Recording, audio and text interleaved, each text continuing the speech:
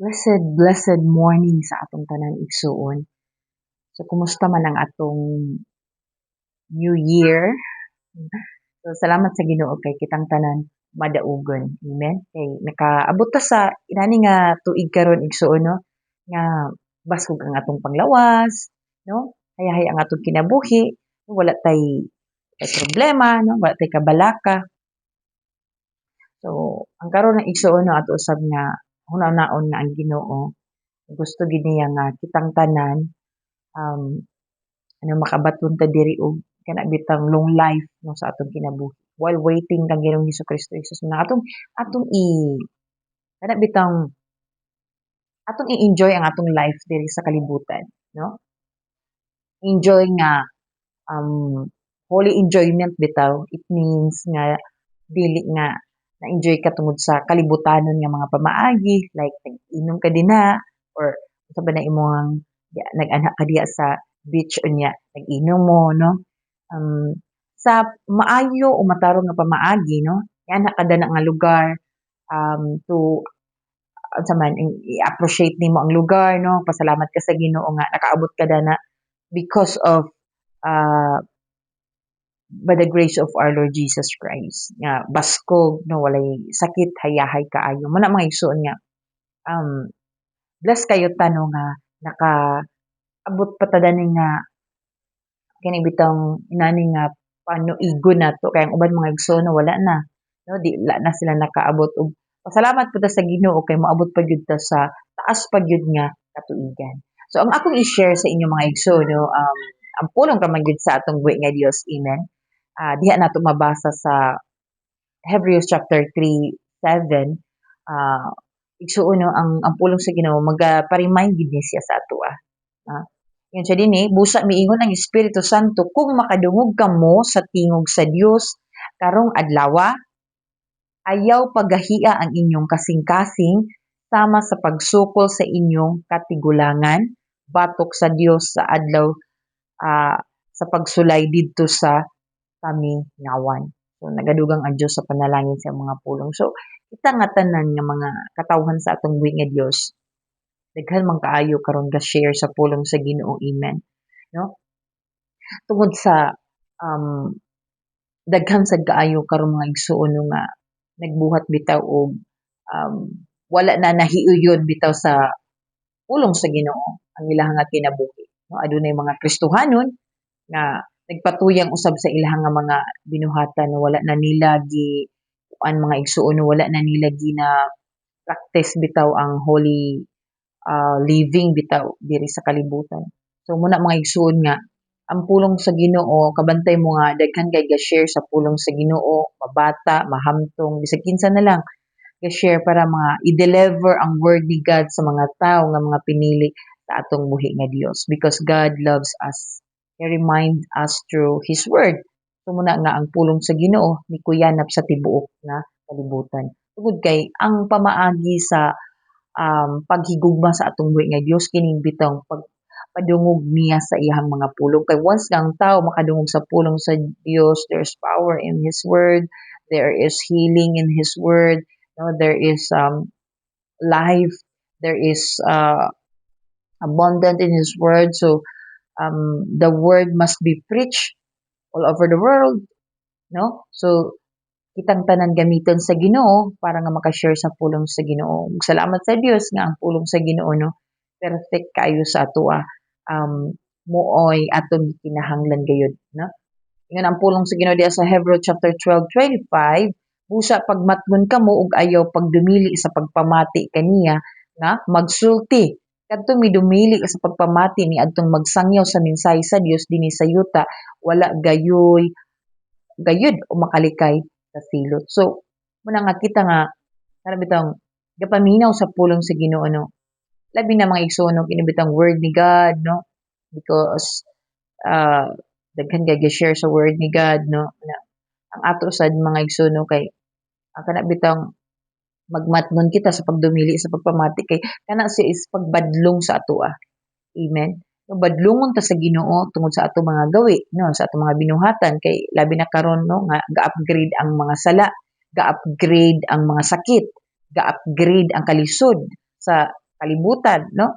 Without the word, mga igsoon, dili makasurvive ang tao, no? Dili sila unang mga kung walay pulong sa Ginoo, mga igsoon, ang tao munang ma-depress sila, ma-anxiety sila, no? Ma-stress sila sa kalibutan, no? Tungod kay ang kalibutan, no? Puno siya sa kana bitang problema, no? Kung sa tawhanon, mga igsoon, pero diya sa pulong sa Ginoo mo na yung kasulbaran. Mo bitaw na, mga igsoon, no? Because there's power in His word.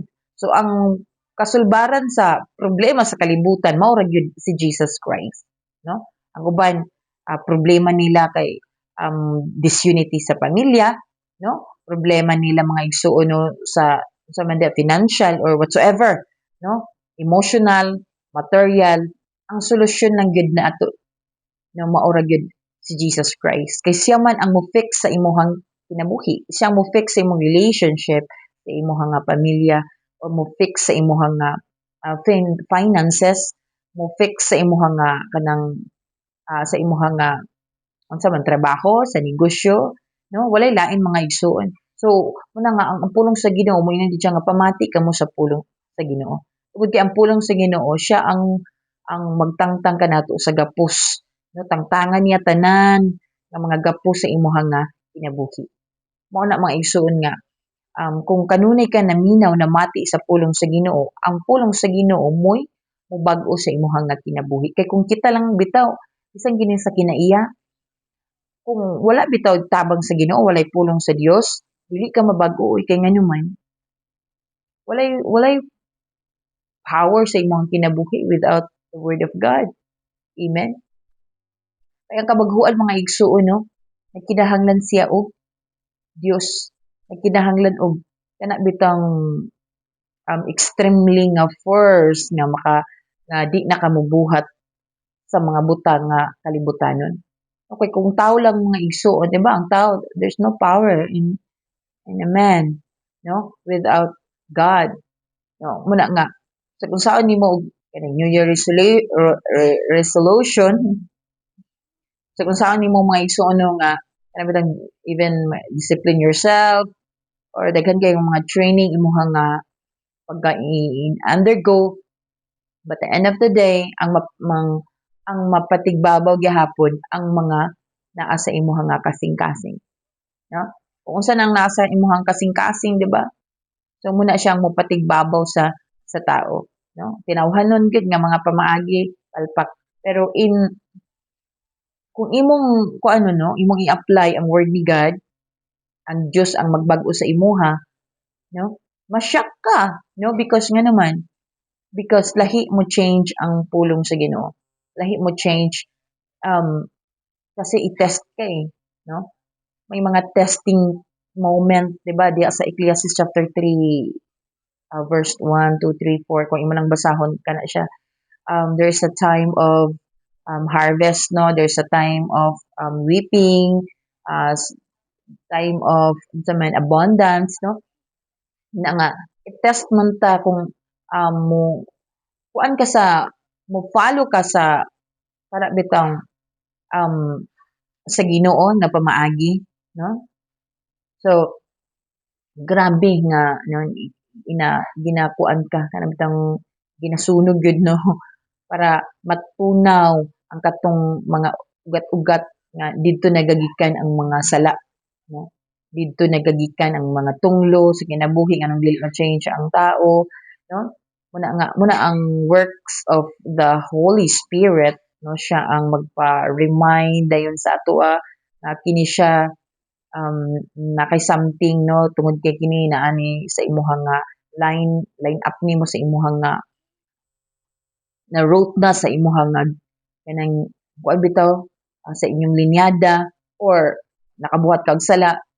So that's the work of the Holy Spirit nga magpa-remind ka nato. And then the word of God, no, si Jesus Christ, no, siya ang mo break dayon, no, pinaagi sa ngalan ni Ginoong Hesus Kristo Jesus. Because there's power of His name. So, muna maigsoon nga kung magtuon ta sa pulong sa Ginoo, kuan ta kana bitang ma-wide awake bitaw ta, unsa may tawag ana kana bitaw makuan ka ba kanang ma-awaken no, makita nimo o masakpan ni unsay diferensya bitaw sa imong nga kinabuhi. Sama gyapon na atong sasakyanan ba, dili man na nimo makita maigsoon kung imo lang tan-awon no, kung dili susihon busisihon gyud nimo kung unsa man ni nga unsa may kanang daot ani, 'di ba? So muna nga naay mga mekaniko or naay mga tao nga eksperto. So kinsa may eksperto sa ato? The Holy Spirit, the expert no kung unsa ang naa sa ato, no? Yang iyagyag. So depende ra daw sa dayon sa tao kung mo-follow siya, no? But don't worry because God will help you, will help us may so no para nga maka-overcome tani ana because tumong gid sa Ginoo is to change, atong mind. No, kay kini atong mind to change our heart, no? To change our life, no? Gusto gid sa Ginoo.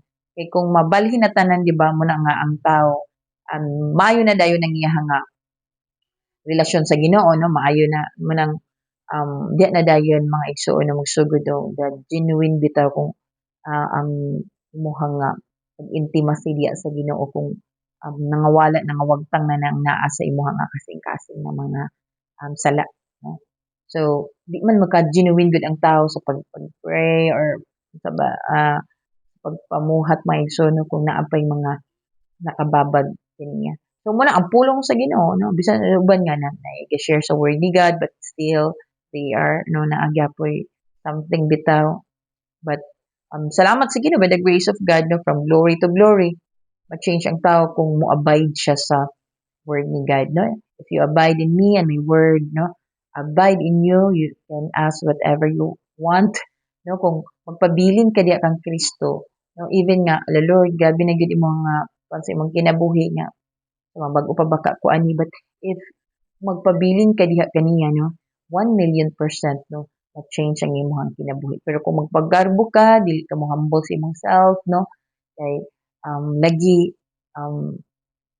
no gusto ka nga the same yesterday today and forever imong kinabuhi and then okay remain sa imong nga kinaiya pero kung gusto ka magbag-o willing ka no you need to surrender your ego yung mong pride no i-surrender nimo sa Ginoo and start dayon ka no diha pagpamuhat sa atong um, um, atong buhi nga Dios manang inana maigsoon ra no? So muna na akong i-share karon and salamat sa Ginoo nga kini nga video. Thank you Father God nga imong dalon sa mga tawo nga nagkinahanglan ini and salamat Lord sa mga dagdag bawas Lord kung aduna man Ginoo pasaylo ako dili makapenetrate sa mga katawhan ug thank you kaayo Lord nga sa gugma nga agape love no naga-flow sa matag usa and all the glory and honor belong to your Father in the name of Jesus Christ. Amen. So God bless sa atong tanan.